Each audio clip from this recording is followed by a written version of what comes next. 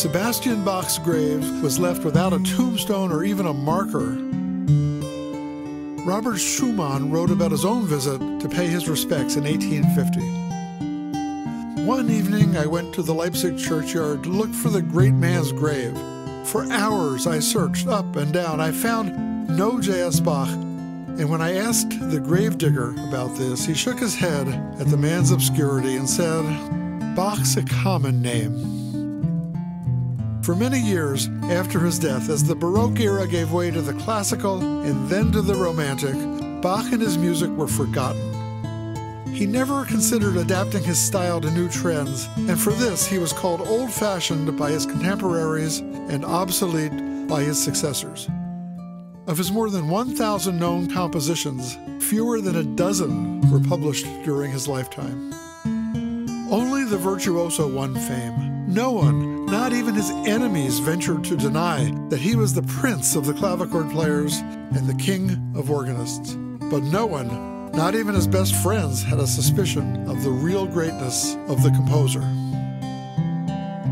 In 1823, 13-year-old Felix Mendelssohn was deeply influenced by Bach's music. His aunt, Sarah Levy, was an early collector of Bach manuscripts, probably having begun to purchase them in an effort to help Bach's eldest son, Wilhelm Friedemann, financially. Having seen and read through his aunt's manuscript of St. Matthew Passion, Mendelssohn fell in love with it, and against all odds determined to stage it.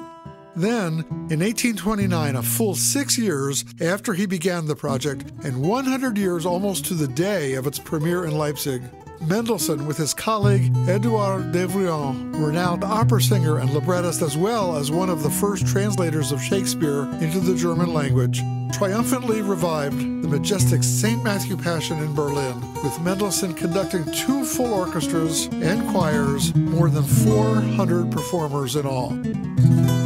Among the audience at the stately and sold-out Berlin Sing Academy that evening were Friedrich Wilhelm III, King of Prussia, Friedrich Wilhelm IV, the Crown Prince, poet Heinrich Heine, who remarked that the performance was excessively boring, and George Wilhelm Friedrich Hegel, who wrote of Bach's grand, truly Protestant, robust, and erudite genius, which we have only recently learnt again to appreciate at its full value.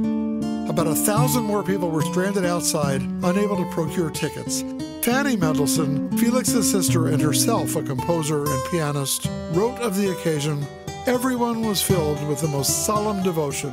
One heard only an involuntary ejaculation that sprang from deep emotion." The performance earned Mendelssohn widespread acclaim. The success of this performance, the first since Bach's death in 1750, 79 years earlier, kick-started the revival of J.S. Bach's music in Germany and eventually throughout Europe, with performances in other cities, followed by the resurrection of the Passion according to St. John, the B minor Mass, and then the inevitable rediscoveries of Bach's stupendous oeuvre.